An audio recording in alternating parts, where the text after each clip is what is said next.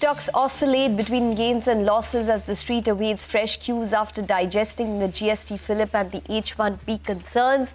Industrials and metals eke out gains while auto and realty drag. In fresh troubles for Tata Motors, armed JLR reports suggest that automaker failed to secure insurance against cyber attacks in time, and this could spell a £2 billion hit. The Guardian also suggests that the UK government is looking at ways to support JLR's vendors till the situation normalizes.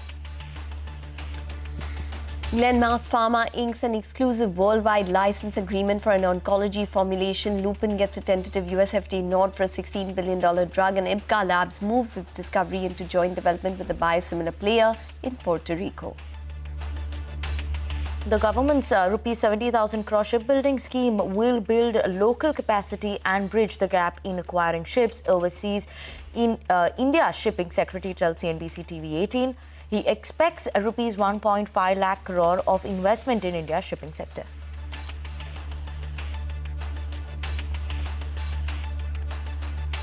Hello, good afternoon. You tuned into Halftime Report coming live from the CNBC-TV18 Motilal Oswal studios. I'm Vinny Motiwala, with me is Ekta Batra as well. And today, a bit of a muted day again coming in for the Indian markets. Last week, we'd seen all green. This week seems like we're going in for the day, again, a fourth day of decline that we're seeing for the Nifty as well. Ekta, good afternoon, but markets not doing much, right? And especially in that last half an hour, 40 minutes, we've seen a bit more of a fall coming in. Hi, Vinny. Yes, absolutely. You know, we've seen the mid-cap index, in fact, slip into the red just as it was being resilient as compared to the Nifty and the Sensex. And we've seen the Nifty also decline around 70, 80 odd points. So it's been a fall or profit booking at the day's high, which has come through for all of the indices. And that's basically the texture of the market at this point in time. A little bit of trepidation, a little bit of nervousness, which still remains at this point. The advanced decline ratio, that's what's concerning, because we have around 981 stocks advancing to around 1,771 stocks declining on the National Stock Exchange. And as you can see, that gap is only widened, and we've not even, we have around 3.5 hours of trade left. So let's see how the broader markets trend.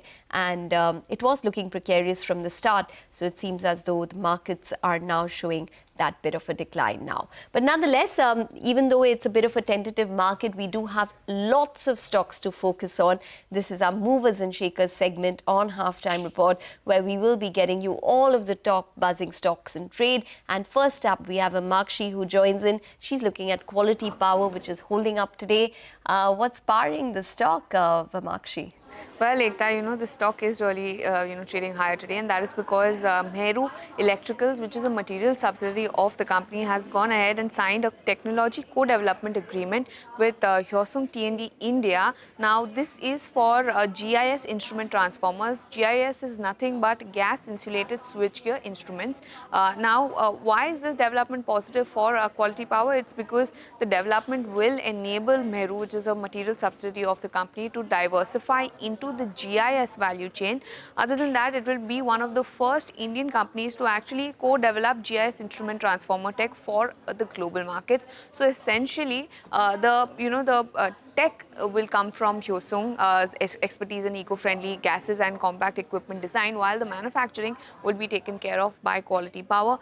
With this, they will be able to address new segments such as metro rail, offshore wind, data centers, as well as high voltage urban transmission projects. And what the company is saying is that they will be able to develop and commercialize at least the initial set of transformers within the next 12 months. So opens up a new opportunity for Quality Power, and resultantly the stock is buoyant on the back of this news flow. Okay, Amakshi, thank you so much for that. But let's focus on Ekta. We have Lupin that's in focus in the pharma pack as well. What is the latest update that we're picking up here today? Well, yes, for Lupin, they've received tentative approval from the US FDA for the HIV drug, which has a market size of around $16 billion. But obviously, there's a lot of, dynamics with regards to this. The tablets are the bioequivalent of Biktarvy by Gilead Life Sciences. So Lupin has said that once they do get final approval, it will help them enter into the HIV market. And that will be, eventually a range of products which analysts are expecting Lupin to probably file. But nonetheless, positive news. However, the stock is off the day's high with just about a gain of around 0.7% at this point in time. But Vinny, back to you. You're looking at Newgen Software. Absolutely. We have Newgen Software that's in focus. And, the stock has actually been underperforming the Nifty IT in the last 3 months, 1 year. But now what is changing for the company? We're seeing a lot of orders that are coming. Now, today there was a news flow that came in that they're furthermore growing their international portfolio. Their UK-based wholly owned subsidiary has executed a deal that is with master service agreement for with Tata Consultancy Services in Belgium. The deal value is 4.22 million euros, and this will provide modernized cloud-based enterprise records, management services for platforms over there as well, and end-to-end customer services support is what they'll be providing for TCS Belgium, and this is going to be mainly in the Belgium region.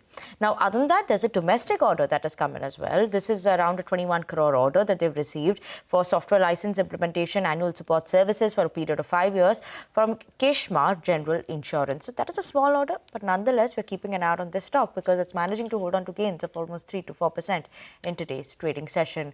While those were the top movers and shakers in today's trading session, we have a whole host of these other stocks that are buzzing in trade, and Vivek is here to take us through that list. Vivek. Well, thank you so much for that. Like you mentioned, especially at the start of the show, the market breadth, especially in the broader end of the markets, has cooled off quite significantly. It has deteriorated now, more declines compared to advances. But quite a few stocks are doing quite well in the session. Hindustan Copper, this particular stock, management has come out with a detailed investor presentation a couple of weeks ago. You've also seen copper prices surge overnight. In fact, doing very well. Out of the back of that, this stock higher almost 6% in this session today. Intellect Design Arena, one of the other names from the mid-cap IT pack that is seeing a bit of a bounce back today amongst the top NSE 500 gainers. V-Guard, this particular stock today, significantly higher volumes compared to the typical 5-day or 10-day average that we look at. So V-Guard is the other stock on our radar that's doing quite well. Cochin Shipyard, most of the defense stocks as well as shipyard or shipbuilding companies are doing quite well. Cochin Shipyard, no different in our cabinet note 2, coming through for almost 70,000 crore for shipbuilding. That stock doing very well. And Polymedicure, the street clearly likes the recent spate of acquisitions this particular company has announced, higher by another 3% today. On the other hand, quite a few laggards as well. Tata Motors, clearly negative news flow doesn't seem to be ending or abating as far as JLR is concerned. Reports indicate a significant hit that could come in from the lack of cyber insurance that reports are indicating that the company did not opt for. On the back of that, almost 3% low for Tata Motors. Tata Investment Corp stock, was hitting a series of upper circuits in the last couple of trading sessions. Today, cooling off a little bit.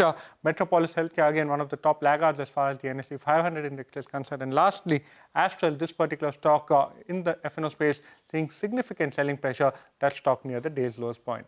Okay, all right, Vivek. A lot of buzzing stocks as well as a lot of stocks in our movers and shakers segment.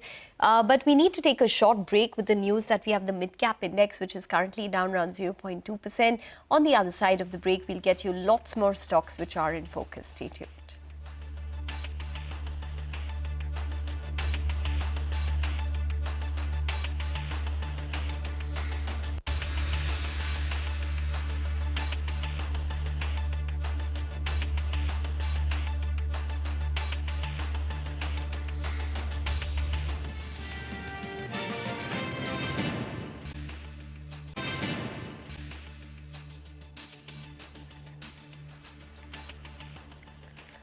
Welcome back. Well, let's in fact focus on one of the big sectors which have been making news.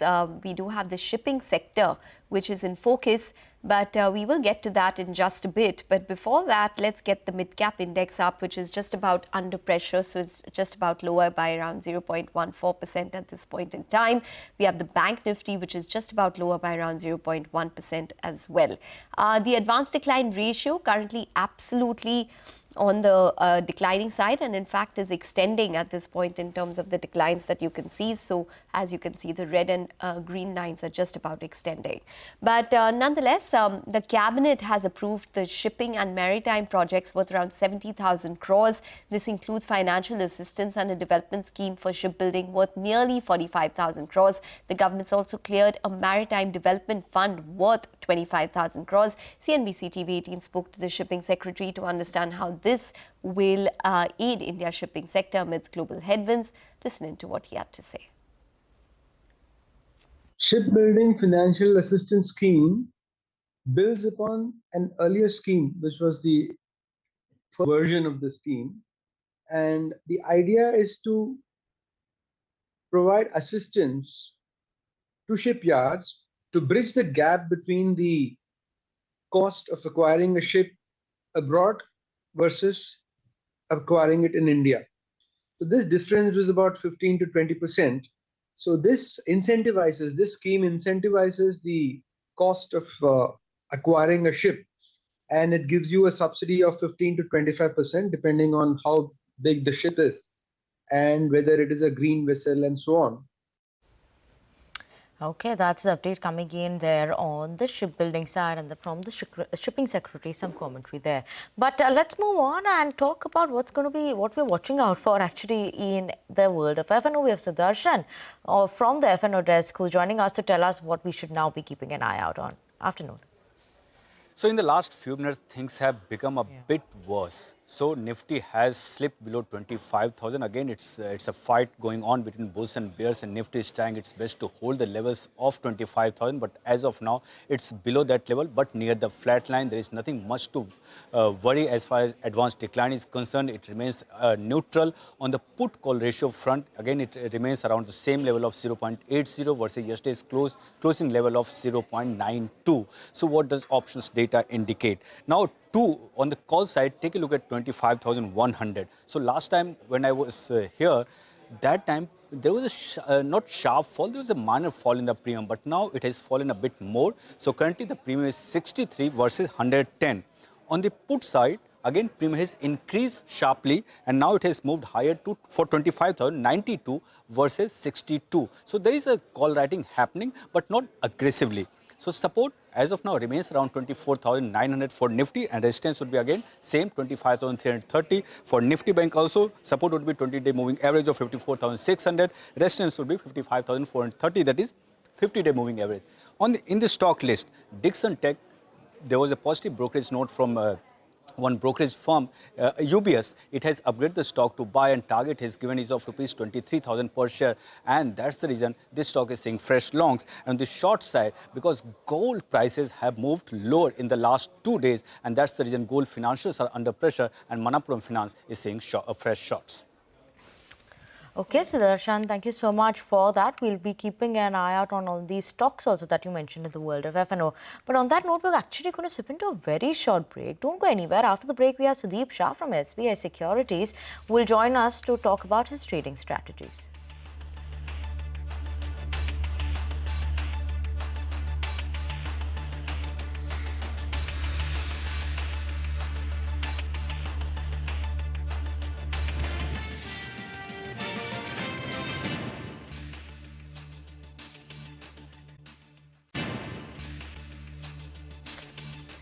Welcome back. Well, for Lupin, just wanted to point out that, the most important thing with regards to the particular drug approval that they got, Vinny, is that even though it's a $16 billion market, its patent expiry is in 2033, and it is a tentative approval at this point in time. So it'll be interesting to see how things pan out. But nonetheless, it's a very long-term opportunity that we're talking about when it comes to Lupin. But nonetheless, positive news, like I mentioned, for Lupin. But for the markets, it's a bit of a recovery which has taken place for the mid-cap index. So that really seems to be flitting between red and green at this point in time, just about flattened out. And so has the Bank Nifty flattened out. But nonetheless, there's no real up move or a significant move that we're seeing. It's mainly consolidating within a tight range. But let's get you a conversation from the Genome Valley in Hyderabad. Laurus Labs has invested around 500 crores in the Genome Valley and has committed another 2,000 odd crores to expand their operations. I did catch up with Mr. Chava, who's the CEO of the company, and began by asking him how the investments are contributing to the business. Listen in to a slice of that conversation from Genome Valley. We started our research labs in Genome Valley 2006 April with a strength of 10 members. Today we have over 1,000 scientists here. And we have 500,000 square feet R&D space here. And we invested 500 crores in R&D itself as of now. And investing in a phased manner 2,000 crores with our joint venture partner Karka from Europe.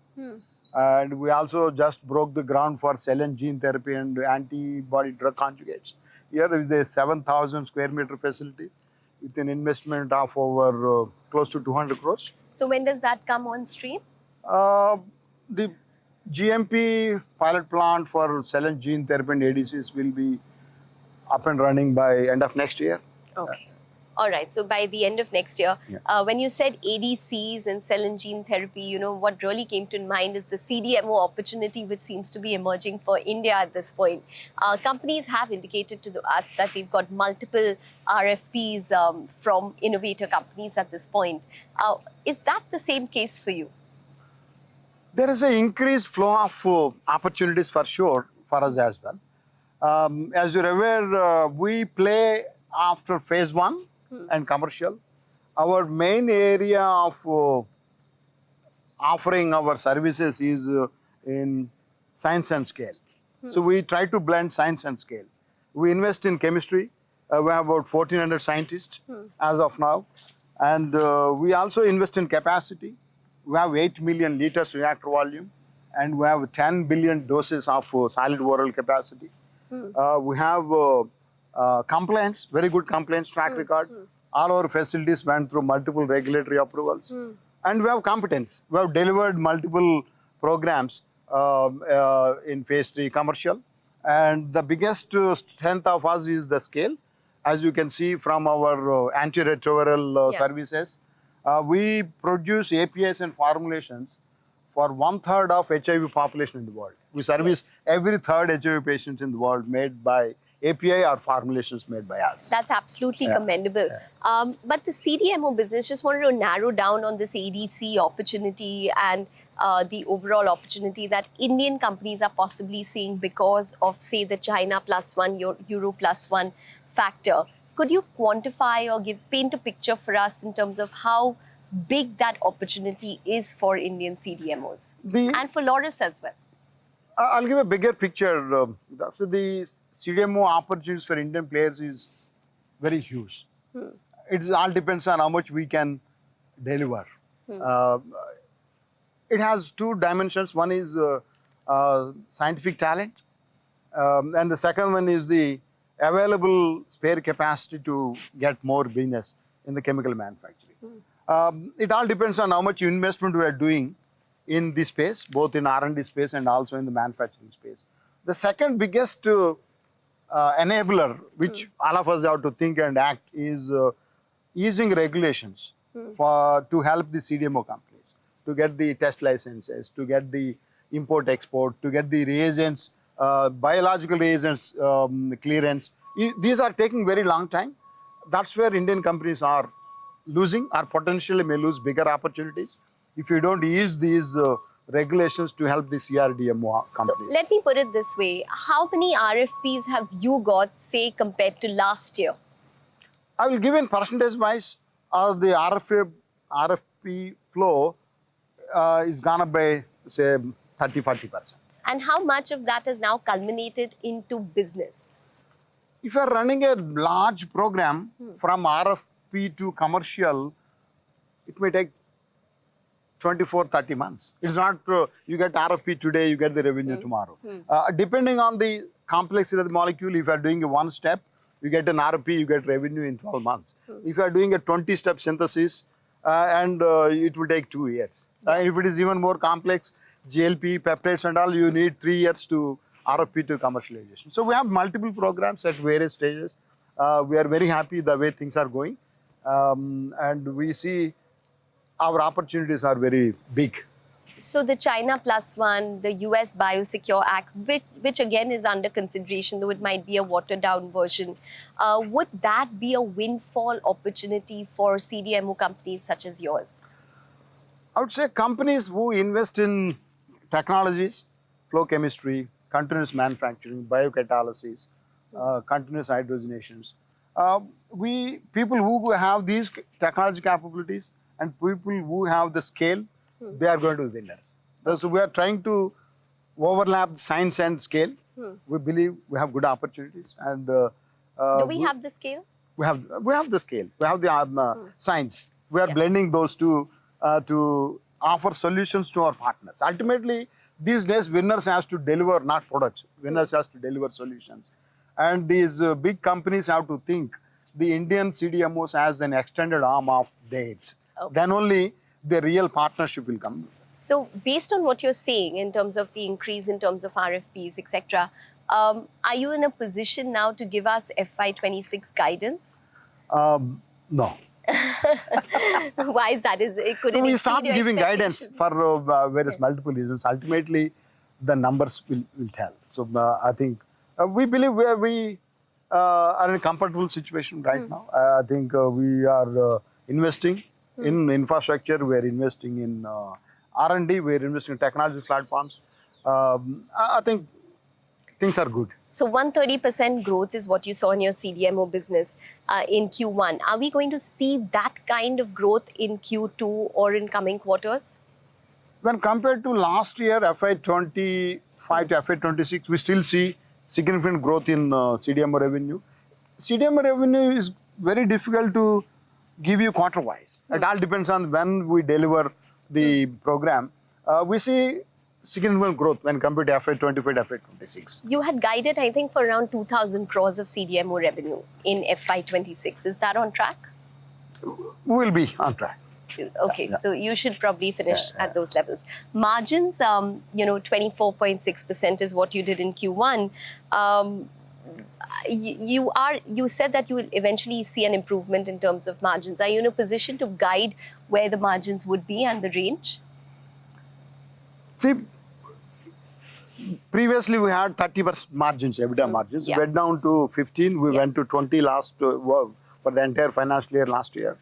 In the Q1 we were close to 25. I think with this financial year we are confident to maintain that EBITDA percentage 25. 25. And when you get back to 30? We'll see. I think we all depends on how many programs we are going to be successful in the next 12 months. So this US Biosecure Act, or maybe the China Europe Plus One, when will it start showing extremely tangibly in the numbers for CDMO companies? Will it be in FY26 end, FY27? When do we see it culminate into real numbers? I think 27, 28. FY 27, 28. So it could be a great year for CDMO companies. Companies in the next 2 years.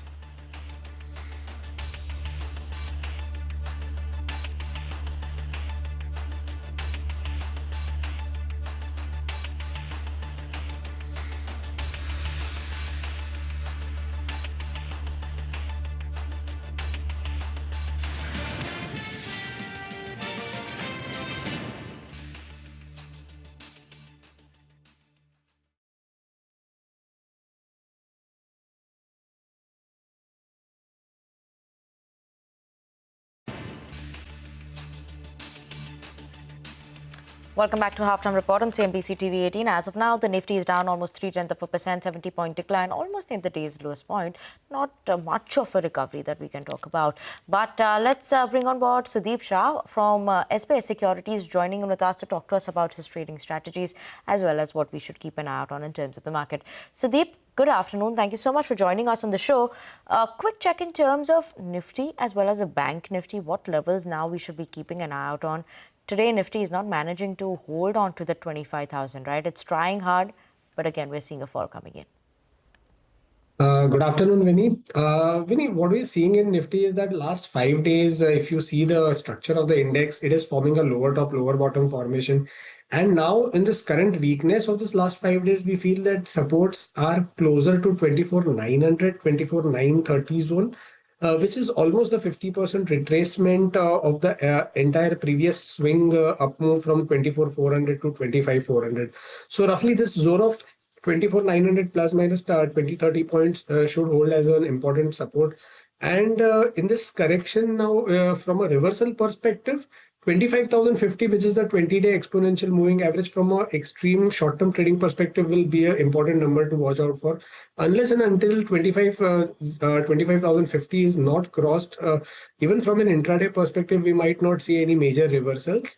And about 25,050, we could see a reversal back to 25,200, 25,250 on the upside. So all in all, what we feel is that the markets in the next few sessions could be in a range between this 24,850, 24,800 mark on the downside and 25,200, 25,250 level on the upside. Okay. And Sudeep, what are your top trading strategies? There are a couple of them. One is from the defense space. We've seen in the since morning and since the last few days, defense stocks are once again on an up move, and there's a continuation pattern which is being observed there in a lot of these defense names. And within those, one of the strongest of the pack is BEL, Bharat Electronics Limited. On a structural uptrend, there was some kind of a correction in the last few days from higher levels. But once again, the stock has taken support at its 20-day exponential moving average and rebounded back. So we recommend a buy here with 393 as a stop loss and 425 as a trading target. The second stock is from the NBFC space, and that is Poonawalla Fincorp. Here also, there was a breakout on last Thursday, and post that breakout there was some kind of a corrective move or a consolidation that we were witnessing in the last 2 to 3 days. Now today we are seeing some kind of a resumption of that structural uptrend, and we feel this can be bought with a stop loss at 480 on the downside and a trading target of 515 on the upside. Okay, all right. We're going to leave it on that note. Sudeep, thanks very much for joining in and taking us through all of those strategies. We'll do one thing. We'll take a short break, but we'll put the spotlight on commodities on the other side. Stay tuned for that.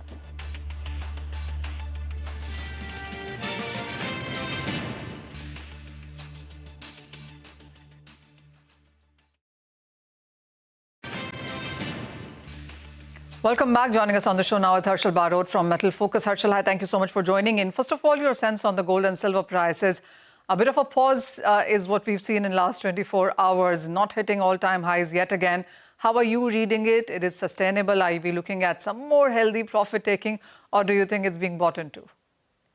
Good afternoon, Manisha. I think the pace and extent of the rally definitely, warrants some kind of consolidation, if not outright substantial profit booking as far as we believe. But overall, I think from a medium-term perspective, the drivers for gold remained strong. The diversification argument as far as institutional investors are concerned remains as is. Central bank buying remains healthy overall, even though it's not at par at levels where we saw in 2022 or 2023, but overall still healthy. So I think there are some very structural supports for the gold price at the moment, but to what extent these justify, the frenzy that we've seen in the price in the recent few days is definitely questionable. So we believe that 3,800, 4,000 levels we've been saying for a long time is where the price might pause a bit. So I think we are looking for some bit of consolidation here for both gold and silver. 4,000 for gold, and what's your sense on silver prices going forward? Silver, see, longer term, we definitely have much higher targets as well. But on an immediate basis, I think $45 to $46 is where you could probably see some kind of halt coming in, provided that gold prices also pause. But if the gold price rally continues, then probably $50 is where the next big target for silver is.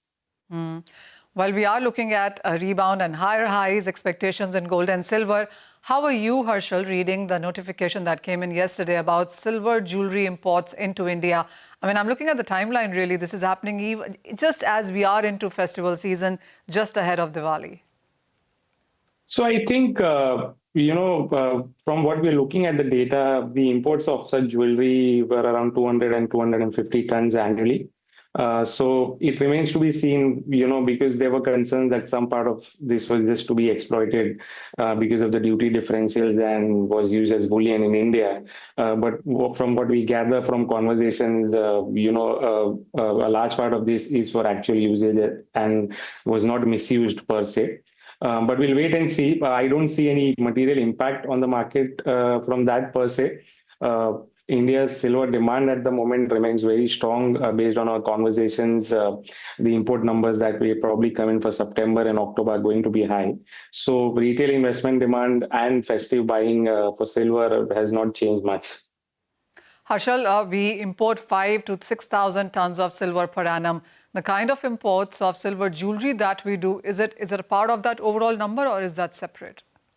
No, that's separate. So what we count in imports is the bullion imports. Jewelry imports are part of India's silver consumption figures for us.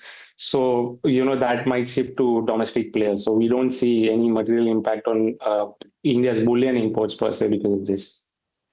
Harshal, what is your sense on the kind of numbers that we might end this year with? I mean, we have Jan to August done. I'm assuming September is a month that you must be still awaiting numbers on. But with the quantum that we've seen in the last couple of years, much on the higher side, how are you looking at numbers for this year? If you're talking about import volumes, going by what we are hearing from the market, see, there is definitely an impact on the weights that are being purchased by consumers for jewelry, be it gold or silver, even for silver articles and silverware, there's definitely an impact of that as well.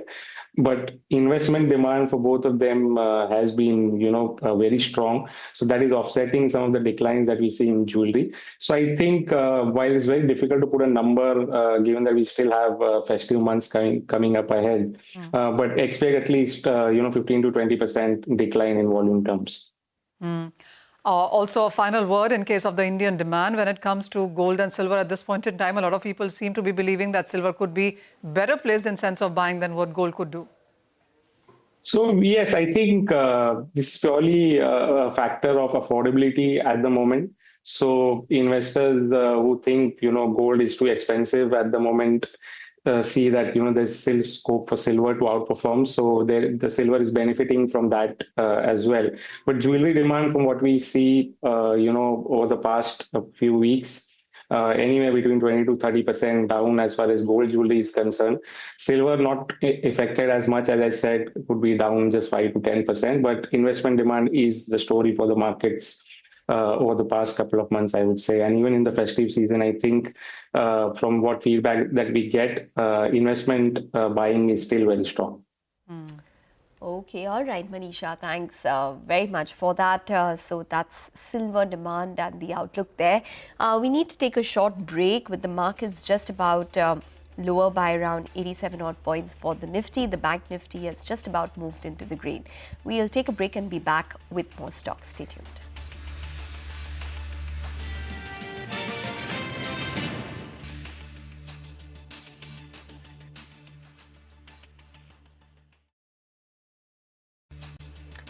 Welcome back to Halftime Report on CNBC-TV18. Nifty 24,970, almost near the day's lowest point is what the Nifty is trading at. 0.3% of decline that we're seeing coming in for the Nifty 50. Nifty IT, that continues to be under pressure as well, down almost 1% in today's trading session. And on the flip side, in the IT pack, when you talk about it, the smaller end of the IT companies, you have Nugent Software as well as Netweb Technologies. These are something that are outperforming in terms of a move for the IT pack. Both are managing to hold on to gains of almost 4 to 5%. So that's what we'll be keeping an eye out on. But as of now, not much of an excitement coming in terms of the market. Mid-cap is also down and muted. As of now, 0.05% decline is what we're seeing for the mid-cap space as well. And Nifty 50 trading almost at the day's lowest point. With that, we're going to wind down this edition of Halftime Report. Thank you so much for tuning in. Up next, your business lunch, and they'll be taking you through all the market action. So don't go anywhere.